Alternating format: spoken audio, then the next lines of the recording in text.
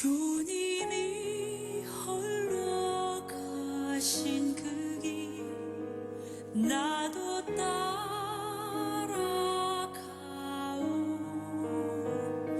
모든 물과 피를 흘리신 그 길을 나도 가오.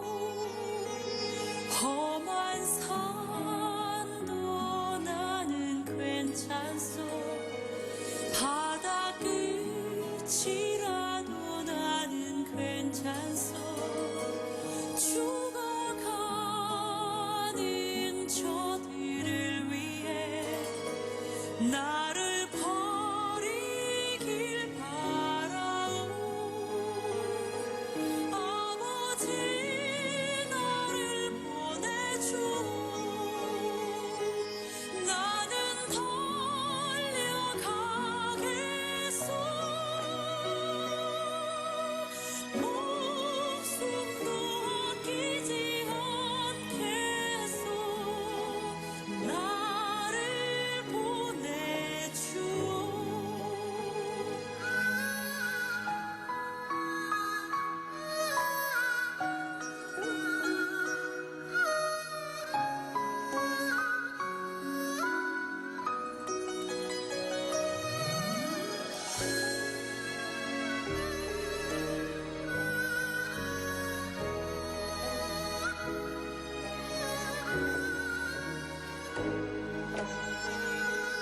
험한 산도 나는 괜찮소.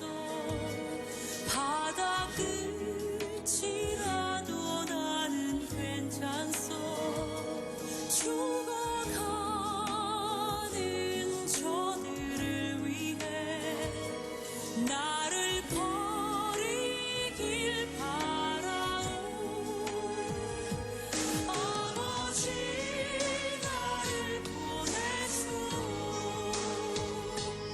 나는 달려가겠소. 목숨도 아끼지 않겠소. 나를 보내주오. 세상이 나를 미워해도 나는 사랑하겠소. 세상을 구원할 십자가 나도 따라가오. 생명을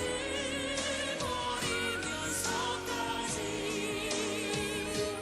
나를 사랑한 당신 이 작은 나를 받아주오.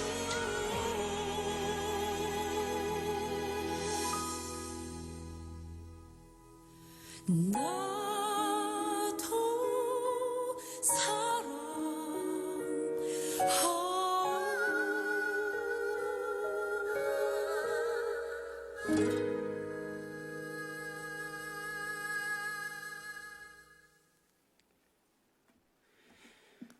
예, 이제 저희가 만 19년 동안 섬겼던 티벳 쪽입니다. 학생들이 이제 지금은 세월이 흘러서 이 학생들 중에 이제 결혼도 하게 되고, 또 저희들이 그렇게 양육했던 자녀들이 학교 선생님이 되고, 또 이제 그만큼 성장을 했습니다. 근데 이제 그 아이들에 대해서는 아무래도 최근 것은 아무래도 안전을 위해서는 이제 보여주지 않는 게 나을 것 같아서 그걸 이제 좀 편집하다 보니까 이 화면이 좀 깨지고 그렇게 됐습니다. 그러면서 이제 이런 계기로 시작을 해서 곤명 시내에 이제 가정교회들을 만들고 또 그분들과 함께 또 의료팀을 만들고 제가 이제 하나님께서 마음을 주셔서 중국에서 이제 중의학을 공부를 했어요. 사역을 위해서.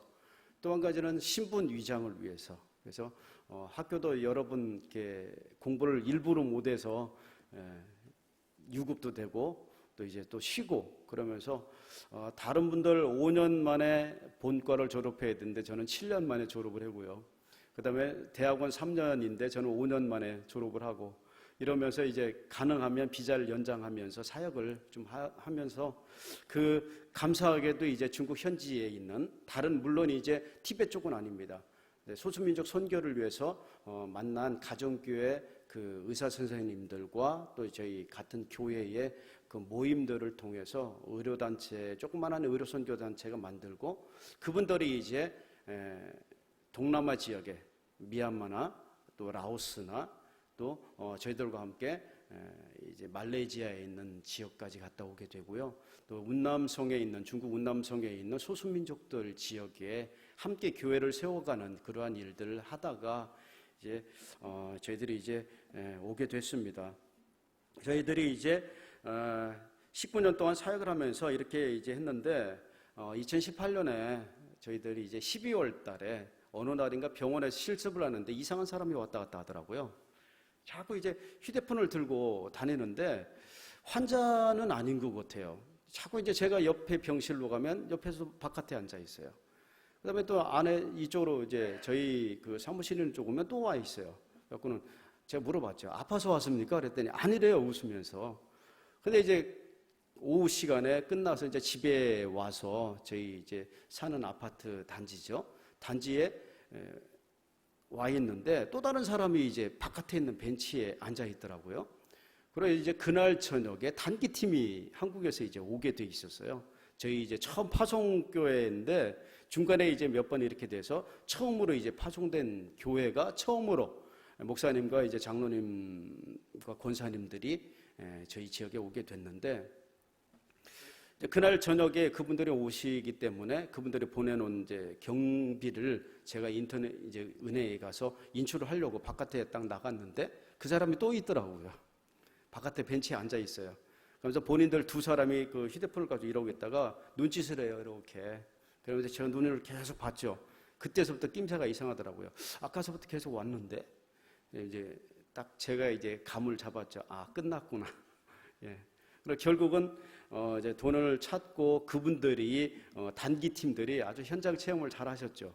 24시간 밀착 취재가 됐고 그분들이 이제 저희들 사역 현장 지역을 다닐 때에 뒤에서 끊임없이 계속 새벽에 몰래 이제 저희 티베트 지역을 가서 이제 사역을 하게 되는데 그때는 사역이 아니라 현장만 보여주는 관광처럼 보여주는 그런 형태가 됐죠, 결국은. 그러고 이제 집에 와서 보니까 공항에서 있는데 공항에 딱 도착하니까 그분들이 또 기다리고 있더라고요. 결국은 그렇게 하다 그분들이 이제 금요일 날 저녁에 우리 단기 팀들이 돌아가시고 한국으로 오시고 난 다음에 토요일 날 저는 이제 짐을 정리를 하기 시작했죠.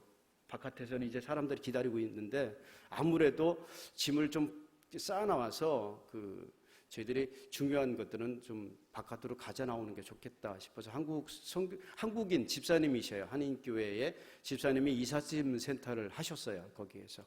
그분한테 짐을 이거 좀 이렇게 쌉시다. 그러고 있는 상황인데 이제 공안들이 들어왔어요. 5명이 쫙 몰려서 막 저희 버스 한 대하고 또 경찰차하고 막 들어오니까 동네 사람들이 다 나오고 난리가 났어요. 그래서 저희들 부부가 이제 경찰서로 연양됐죠. 그리고 나머지는 이제 그 집사님한테 이거 대충 그냥 정리하셔서 나중에 저희들이 계산해 드릴 테니까 가져가십시오. 그러고는 이제 13시간 조사를 받고 주일날 새벽에 3시 반에 이제 집에를 왔어요. 집에 왔는데 여권 뺏기고 다 이제 비행기 티켓은 이제 인터넷으로 돼 있으니까 괜찮고요. 그러면서 이제 그 다음날 여권을 줄 알았더니 안 주더라고요. 결국 이제 일주일 동안 또 이제 그렇게 구류 상태 아닌 구류 상태가 됐었습니다. 그렇게 이제 있다가 결국 이제 공항에 비행기를 타면서 그분들로부터 이제 비행기 티켓하고 여권을 받았죠.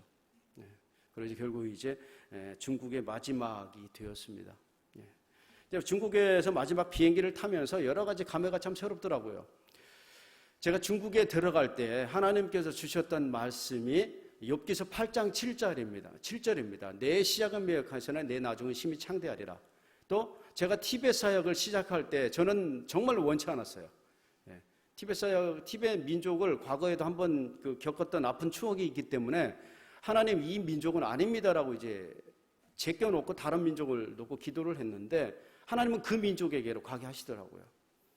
그래서 결국 이제 그 언어 배우는 기간 2년이라고 하는 시간을 제외한 나머지 17년 가까이를 저희가 살고 있는 곤명에서 한편으로는 이제 신분 때문에 병원에 사역을 하면서 또 티베트 지역에 570km, 그 다음에 또 마을까지 들어가려면 700km를 거의 매월 가서 일주일 아니면 2박 3일씩 현지를 다니면서 이제 학생들을 만나고 이 학생들 아이들부터 시작을 해서 계속해서 이제 양육을 해왔죠. 그럴 때에도 하나님이 주셨던 말씀은 이 말씀이에요. 또 제가 그 사역을 쓰러지지 않고 할 수 있었던 것이 바로 이 말씀을 생각하면서 하나님 이 민족에게, 이 티베트 라마의 불교 민족에게 그래도 교회가 세워지길 원합니다. 이들도 하나님의 백성들입니다. 그러면서 정말로 힘들게 처음에는 저 혼자 다녔습니다. 처음에는 혼자 다니고 제가 한 텀 동안 저희 아내한테도 현지를 돌아보지를 않았어요. 왜냐하면 너무너무 환경이 위험했기 때문에. 지금이야 괜찮았죠. 과거에는 지금 아까 길도 보셨지만 낭떠러지 밑으로 가야 되는 그러한 산길도 가야 되죠. 중간중간에 또 강도들도 있죠. 정말로 그 어떻게 할지를 모르겠더라고요. 그래서 죽어도 나 혼자만 죽지 같이 죽으면 안 되겠다. 자녀들이 있으니까. 그래서 한 텀 동안을 그 현장을 같이 데려가지를 않았습니다. 그러다 어느 날인가 저 아내가 그런 이야기를 하더라고요. 나도 선교사인데 현장을 보고 싶다고. 그래야지 다른 분들한테 그 현장을 이야기할 수 있지 않냐. 그래서 이제 안식년을 가지면서 저희 아내랑 아이들 같이 이제 현장을 한번 돌았죠. 그때는 이제 그래도 한 4년 경과했을 때니까 좀 안전해졌을 때입니다.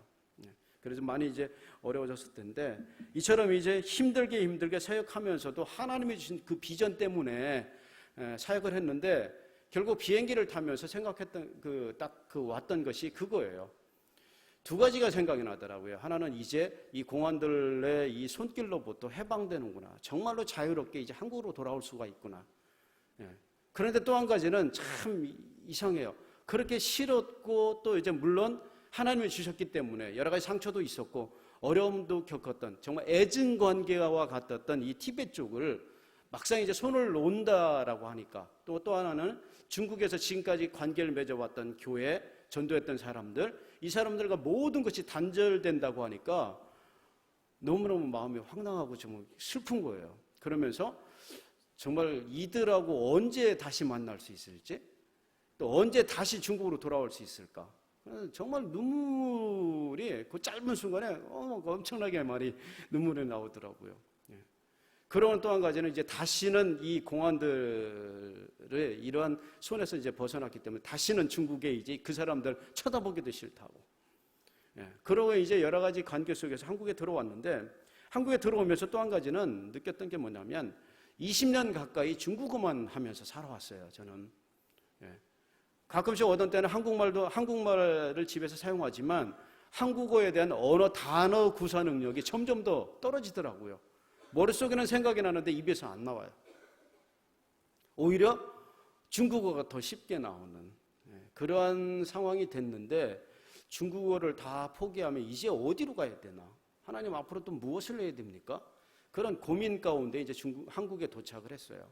한국에서 이제 작년에 지난 1년 가까이 이제 현장을 다시 그래도 하나님이 주신 비전이 선교사인데 선교사 비전을 다시 이루기 위해서 이제 동남아 지역에 사역할 수 있는 길이 없는지를 찾아봤습니다.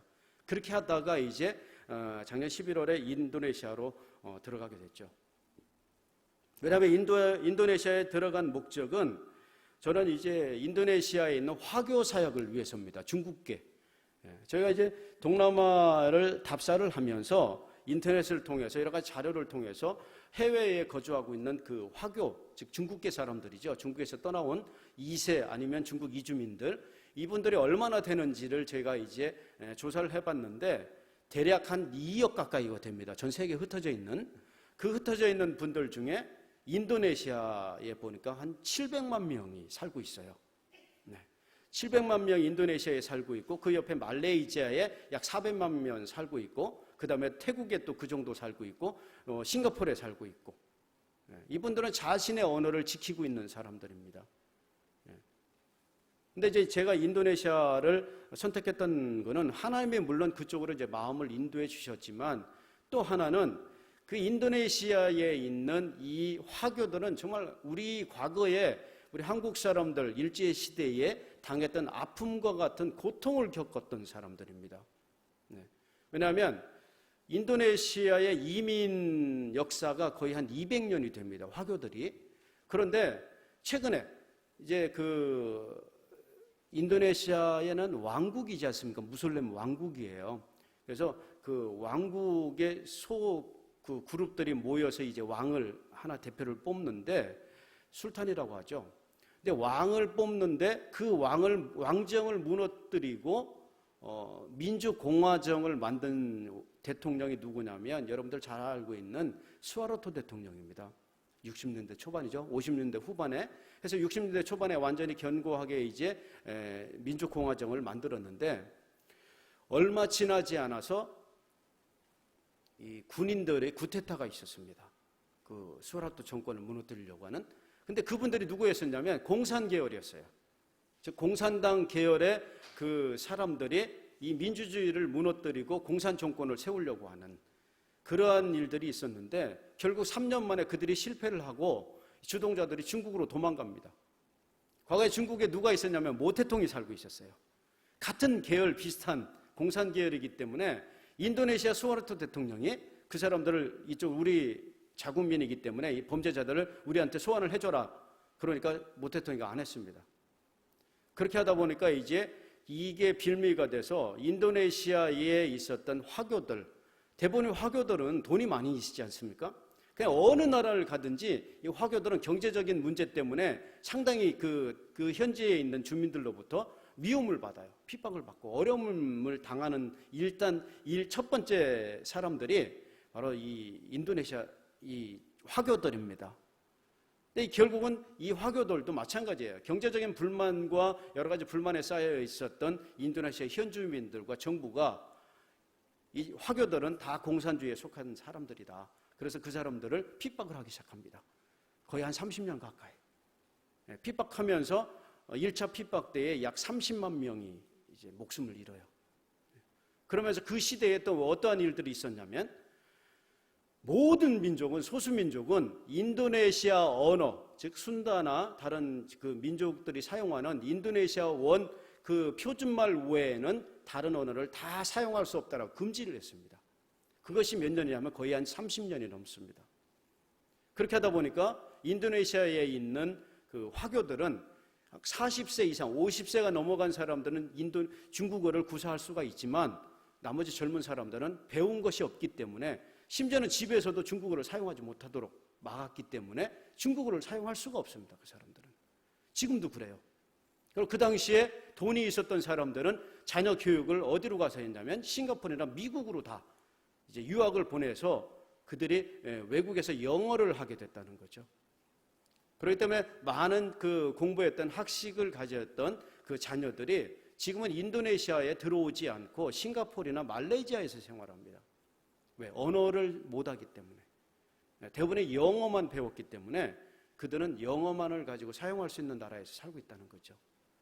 최근에 와서 이제 그 부모님 세대가 되시는 분이 60세, 70세 돼서 중국어를 구사하는 분들이 이제 후회를 합니다. 그분들이. 어렵더라도 중국어를 가르칠 걸 그런 이제 후회를 하고 있어요. 근데 이제 또 한 가지는 그 핍박 가운데도 그래도 하나님이 그 민족들을 불쌍히 여기셔서 살 수 있는 기회를 주었는데 그게 뭐였냐면 공산주의와 가장 반대되는 즉 하나님을 믿는 무신론과 반대되는 하나님을 믿는 그러한 그 기회를 줬다는 거죠. 그러니까 인도네시아는 무슬림이 87%입니다. 그럼에도 불구하고 6개의 종교를 합법적으로 인정해주는 민주주의 국가입니다. 캐톨릭, 그 다음에 우리 같은 기독교, 그 다음에 불교, 힌두교, 무슬림교, 유교, 중국 유교. 여기까지를 합법적으로 인정을 해요. 근데 그분들이 이제 그분들은 인도네시아 사람들은 신분증에 자신의 종교가 기록되게 되어 있습니다. 그래서 어디를 가든 신분증을 보면 이 사람은 무슨 종교 사람이라는 것을 반드시 알게 되시죠. 결국 이 사람들이 자신들이 살기 위해서 예수님을 믿는 진짜 기독교인이 아니었지만 그들은 살아남기 위해서 내 자신의 신분증에 기독교인이라고 등록을 했다는 겁니다. 그래서 700만 명 되는 중에 약 30%가 되는 사람들이 신분증상에 명목상에는 기독교인들이에요. 기독교인들이에요. 그래서 그분들은 기독교라고 하는 이름 때문에 목숨을 유지할 수가 있었다는 거죠. 핍박을 피할 수가 있었고. 근데 이제 오늘 저는 이제 그러한 아픔 속에서 현장을 돌면서 이 인도네시아에 있는 화교들이 그래도 교회가 있다는 것과 또 그분들이 중국어를 구사하는 그러한 사역자를 찾고 있다는 것을 저희들이 알게 됐어요. 그래서 이제 근데 중국에서 온 원주민들은 중국 사람들은 이게 서로 간에 생각이 다르기 때문에 싫어하더라고요. 그 대안책으로 중국에서 사역했던 한국인 선교사들, 중국말을 구사할 수 있는 한국인 선교사들을 대대적으로 환영합니다. 그러한 것이 있고요. 그래서 저희들이 이제 합법적인 종교 비자를 받을 수 있는 기회가 열려졌고, 또 하나는 현지에 가서 다른 종교의 사람들은 전도를 못하지만 기독교인이라고 하는 신분증을 가지고 있는 이 사람들한테는 기독교를 전할 수가 있어요. 왜냐하면 신분증상 기독교인이기 때문에. 그래서 저희들이 전도할 수 있는, 사역할 수 있는 길들이 열려져 있다는 거죠. 또 하나는 모든 학교마다 학교가 속해 있는, 그 종교가 속해 있는 데서 학교를 만들게 되어 있습니다. 그렇기 때문에 모슬렘은 무슬렘 학교를 다니게 되어 있죠. 캐톨릭은 캐톨릭 학교를 다닙니다. 기독교는 교회 중심으로 교단에서 만든 미션 스쿨에서 이제 기독교 크리스찬 스쿨이죠. 거기에서 학교를 다니게 되어 있습니다. 크리스찬 스쿨에 학교를 다니는데 이분들의 신분은 기독교인이면서 예수는 안 믿는 사람들. 근데 더 재미있는 건요, 하나님이 어떻게 만들어 오셨냐면, 물론 무슬림들이 자신들의 종교를 유지하기 위해서 만들어 놓은 법이에요. 근데 그 법은 모든 소수민족이나 다른 민족들에게도 다 포함되는 똑같은 그 공평한 법인데, 그게 뭐냐면 모든 해당 종교에 속해 있는 그 사람들은 해당 학교에서 일주일에 2시간 이상 종교학을 배워야 된다. 뭐냐면 우리 기독교인들은 기독교 학교에 다니는 비크리스찬이라지만 신분증에 당신이 기독교인이기 때문에 반드시 2시간 이상 성경을 배워야 된다는 거죠. 학교에서. 근데 성경을 가르칠 만한 선생들이 별로 없습니다. 왜냐하면 사역자가 많지 않기 때문에. 그리고 대부분의 그 많은 인도네시아에 속해 있는 화교들 사역자들이 이런 핍박과 여러 가지 어려움 가운데에서 학력이 높지가 않아요. 물론 최근에는 이제 박사학위 가진 사람들 상당히 많이 있습니다. 그런 분들은 대부분 신학대학에서 사역을 하게 되죠. 큰 교회에서 사역을 합니다. 근데 학교에 와서 그러한 일들을 할 만한 사람들이 없다는 거죠. 근데 이제 그분들이 인도네시아 이제 그 기독교인들이, 화교들이, 저희들 선교사들이 와서 그 일들을 대신 해주기 원합니다. 성경을 가르치는데 성경을 가르치면서 이 사람들 전도 좀 해주십시오. 여러 가지 프로그램을 통해서, 태권도를 통해서, 아니면 한국어를 통해서 중국어 과정, 그 공부 기초 과정이나 중국어 과정을 통해서 전도를 해주십시오라고 요청을 하고 있다는 겁니다. 그러니까 그러한 것들을 알고 저희가 이제 인도네시아 땅으로 가도록 정했습니다. 그래서 이제 6개월 동안 사역하면서 언어를 배우다가 지금 이제 나오게 됐습니다. 코로나 때문에. 근데 이제 다시 이제 금년 3월에 이제 그냥 11월 달에 12월이죠. 내년 12월 말이나 아니면 내년 첫 주 내지는 둘째 주까지는 인도네시아로 이제 들어가야 됩니다. 그래서 다시 언어를 배우면서 이제는 실질적인 사역 준비를 하게 됩니다. 현재로서는 반둥에 살고 있는데 지금 이제 반둥에서 언어를 배우면서 저희들이 이제 학생 비자가 안 나오고 실버 비자, 즉 은퇴 비자를 받고 들어가기 때문에 자유함 속에서 이제 저희들이 사역하려고 하는, 우리 한국에서는 보르네오 섬이라고 합니다.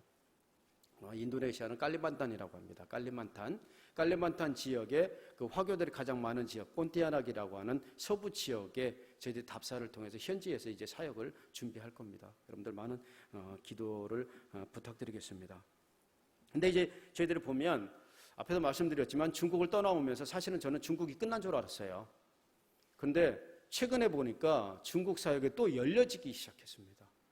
이 코로나 바이러스가 우리에게 재앙을 줬지만 한편으로는 또 하나님의 또 다른 방법의 길을 열어준 축복이 되더라고요. 그게 뭐냐면 중국이 전체가 다 지금 코로나 바이러스 때문에 다 멈춰져 있지 않습니까? 전 세계가 또 멈춰져 있지 않습니까? 우리나라가 그렇지 않습니까? 그렇게 하다 보니까 지금 이제 이 온라인상의 수업을 계속 비대면 수업을 하고 있잖아요. 그렇게 했는데 이것이 선교 현장에서도 그게 적용이 되더라는 거예요.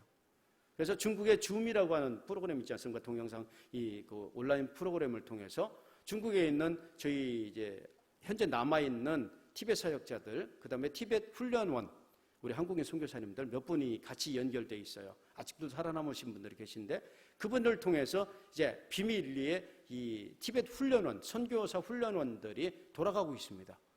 사역을 하고 있는데 그 사람들과 함께 저희들이 온라인상으로 이제 제가 한국어로 이제 한국에서 온라인으로 이제 중국어로 설교를 합니다. 또 중국어로 필요할 때는 강의도 합니다. 또 한 가지는 원래 10명 이상이면 집회 금지예요. 중국은 공산주의 국가이기 때문에 집회 금지고, 또 한 가지 10명이 되면 휴대폰 이 신호가 있지 않습니까? 신호가 딱 모여서 집중적으로 모여지는 데를 거기서 이제 경찰들이 다 이게 집중 감시를 하면서 그걸 보죠. 근데 이 온라인이라는 게 어떻습니까? 여기도 하나 있죠? 저쪽에도 하나 있죠? 이게 그냥 연결만 하면 되잖아요. 저희 사이트 아이디만 알면 그분들이 열어서 동시에, 한국에서는 동시에 보면서 그들도 이제 휴대폰으로 이제 들을 수가 있는 거죠. 휴대폰으로 볼 때는 컴퓨터랑 휴대폰은 두 가지를 역할을 할 수가 있지 않습니까? 다 볼 수 있고 나만 볼 수 있고 강사만 볼 수 있는, 그러한 것을 통해서 이제 선교가 열려졌어요. 선교의 이 패러다임이 바뀌어서 중국 선교도 지금 계속해서 이루어지고 있습니다. 그리고 이제 저희 티벳에서 티벳 사역을 했던 분들이 네팔에도 가 있고 이제 몇 군데 흩어져 있는데, 그분들하고도 무슨 회의를 한다든가 그럴 때는 이제 카톡을 통해서 회의도 하게 되고 줌을 통해서 또 동영상으로 이렇게 회의도 하면서 사역을 계속 공유하게 되더라고요. 결국은 저는 중국을 떠나오면서 중국이 끝난 줄 알았는데 동남아 사역을 하면서 이제 그쪽으로 사역 완전 전환이 있는 줄 알았는데 그것이 아니고 중국 사역은 플러스가 됐더라고요. 그래서 오히려 이 계기가 더 사역이 확장되어지고 확대되는 그러한 계기로 하나님은 저희들을 사용하셨다는 겁니다. 그렇기 때문에 코로나 바이러스가 저희들 생활에는 어렵지만 한편으로는 그래도 괜찮은 것 같아요. 그래도 이제 없어져야 됩니다. 이제 왜냐하면 활성화가 됐으니까, 선교의 전략들이 다 나왔으니까 이제 하나님이 하나님의 능력으로 다 소멸시켜 주셔서 이제는 두 가지 모든 대면과 비대면과 모든 온라인 오프라인이 동시에 다 이루어질 수 있도록 저희들이 기도해야 될 일이지 않나 싶습니다. 저희들 보니까 오늘 저희 그 말씀을 보면서 이 비유, 무화과 나무에 대한 비유를 통해서 우리 자신의 비전을 다시 한번 하나님의 또 원하심을 생각해 보고자 합니다. 전도서 3장에 보면 1절부터 어떤 말씀이 있냐면, 범사에 기한이 있고 천하 만사가 다 때가 있나니, 그러면서 심을 때가 있고 뽑을 때가 있고 병을 치료해야 할 때가 있고 병을 줄 때가 있고 두들겨 패서 상처를 낼 때 있고 치유할 때가 있고 살릴 때가 있고 죽을 때가 있고, 이런 때에 대한 이야기를 해요. 근데 이것이 뭐냐면, 바꾸어서 말씀드린다면 때라고 하는 것은 시간이지 않습니까? 그죠? 시간이면서 또 한 가지는 하나님이 선택해 놓으신 기회라는 겁니다. 이 기회예요. 오늘 말씀 속에 나와 있는 것도 마찬가지죠. 자, 오늘 말씀 속에 뭐가 있습니까? 오늘 무화과 나무 비유에 보면 주인이 종에게 이야기합니다. 내가 3년 동안 이 포도원에 왔는데, 포도원에 왔을 때 이 무화과 나무가 무성하기는 한데 열매가 없다. 그러니까 뽑아버리자. 땅만 차지하지 말고 뽑아버리자. 그러니까 주인에게 이제 종이 간청합니다. 1년만, 한 번만 더 시간을 주십시오. 그래서 1년 동안 제가 더 열심히 가꾸어 보겠습니다. 만약에 그래도 내년에 열매를 맺지 않는다면 이 무화과 나무를 뽑아버리십시오 라고 합니다. 여기에서 무화과 나무의 입장에서 봅시다. 무화과 나무는 어떻습니까? 오늘 당장 뽑힐 수도 있었음에도 불구하고 1년이라고 하는 시간을 한 번 더 얻었다는 겁니다. 정해진 시간. 바로 열매를 맺을 수 있는, 생명을 유지할 수 있는 기회를 그에게 주어졌다는 겁니다. 그런데 이 기회를 만약에 잃어버리게 되면 어떻게 됩니까? 결국 그는, 그 무화과 나무는 이제 잘림을 당하고 뽑힘을 당해서 영원히 생명을 유지할 수 없게 되는, 말라 죽게 되는 그러한 결과를 가져오게 된다는 거죠. 제가 중국에 나와서 이 말씀을 다시금 준비하면서 그런 생각이 들더라고요. 야, 이 말씀이 결국은 여러분들을 위한 말씀이 아니고 저에게 주시는 말씀이 있구나. 왜냐하면 하나님이 중국이라고 하는 나라를 그 속에서 사역하다가 추방시켰는데 그 추방시키는 과정 속에서 어려움이 있었지만 사실은 20년이라고 하는 그 기간 동안에 세월이 지남에 따라 조금씩 나태해졌어요. 왜냐하면 그 타성에 젖은 사역으로 바뀌더라고요. 똑같아요. 왜냐하면 산에 가서 학생들 만나고요. 또 학교에 가서 만나고요. 저희 집에 오면 같이 겨울 캠프하고요. 물론 신학생들 강의하고요. 근데 어느 날인가서부터 재미가 없어지더라고요. 여러 번 상처를 당했어요. 학생들이 예수를 믿겠다고 했는데 예수를 안 믿고 갑니다. 이 티벳 아이들이, 라마 불교를 믿는 아이들이 얼마나 참 강한지 예수를 믿을 만한 그 환경이 돼서 본인에게 종교적 충돌이 오기 시작하면 결국 기독교를 포기하더라고요. 그래서 심지어는 어떤 아이들은 소포로 성경책까지 보내옵니다. 저한테. 여러분들 성경책 받아본 적 있으세요? 네? 열심히 키웠던 아이. 네. 대학교까지 가서 이제는 정말로 이제 직장인 엘리트로 만들어지기 시작하니까 지금까지 도와줘서 고맙습니다. 그러고는 제가 예수님을 믿겠습니다라고 했던 아이가 뭐라고 그랬냐면 제가 삼촌이라고 한 삼촌에게 거짓말을 했어요. 저는 불교를 믿는 사람입니다. 절대 바뀌지 않습니다. 성경책을 보내오고 찬송가를 보내옵니다. 예. 이러한 것들을 자꾸 당하면 당할수록 아이들에 대한 불신이 생기고 마음에 상처가 되더라고요. 예. 근데 이제 이러한 그 속에서 중국을 다 끝난 걸로 저희들은 생각을 했는데, 예. 그래서 하나님이 이제 이 나태함 가운데에 중국을 떠나올 때는 이제 너는 선교사 끝이야라고 마음 먹고 생각을 했었는데 하나님이 다시금 선교에 대한 마음을 또 주시더라고요. 참 희한해요. 중국이 그립고요, 지금도. 예. 그래서 중국과 연결돼서 그 일들을 또 하게 되고요. 날마다 성경을 읽으면서 한국 성경이 있는데 인도네시아도 이제 조금씩 배웠으니까 읽을 수 있어요. 인도네시아 말도 조금 좀 쉬운 편이에요. 그래도 읽고 있는데 중국어는 잊어버리면 안 돼. 그래서 중국어 성경책을 또 계속 읽고요. 기도할 때도 중국어를 쓰게 되고요. 네. 그러면서 하나님이 저에게 느껴진 것은 그래, 그 땅에서 버린 것이 아니라 다시금 너에게 새로운 기회를 준 거다. 이 새로운 기회 가운데 그 일들을 감당하지 못하면 너도 이제 죽음을 당하는 거야. 정말 두려워요, 사실은. 그러한 것 때문에. 사실은 이제 저도 이제 이제 60이 다 돼가는 그러한 나이인데 사역하면 얼마나 하겠습니까? 길어야 10년, 많아야 15년. 물론 그 이후에 하나님이 더 사역 주신다면 80, 90도 가능하겠지만 그거는 희망 사항이지 않습니까? 근데 이제 우선 제가 선교사로서 이렇게 직분을 주어 있는 그 정년이라고 하는 그 전까지 하나님이 다시금 저에게 기회를 주셨고 또 인도네시아 땅으로 갔는데 인도네시아에서 감사하게도 현지에 있는 화교들과 연결되어져서 화교교회에서 자꾸 저희들 오기를 원해요. 너무너무 적극적이에요. 같이 와서 사역을 했으면 좋겠다. 내가 당신을 놓고 기도하고 있다. 작년서부터 기도하고 있답니다. 자꾸 부담을 줘요. 저는 한 번도 안 가봤어요, 거기에. 근데 이 온라인으로 서로 이제 비대면으로 이렇게 서로 교제하고 중국어로 이제 이야기도 하고 그러면서 그분들의 이야기가 같이 와서 사역하시면 좋겠다고. 그러면서 계속 기도하고 있습니다, 그분들이. 그래서 이번에 가면 첫 번째로 거기를 먼저 갔다 와야 돼요. 그래서 그분들과 같이 사역이 물론 농촌 도시예요. 농촌이에요. 농어촌 뭐라고 해야 되나? 우리 되게 하나의 읍 정도 되는 도시인데 인프라도 아무것도 없어요. 차들도 많이 없고 바닷가에 이 싱까왕이라고 하는 그 항구 도시인데 그곳에 있는 분들이 자꾸 이제 필요로 하고 있다라고 해요.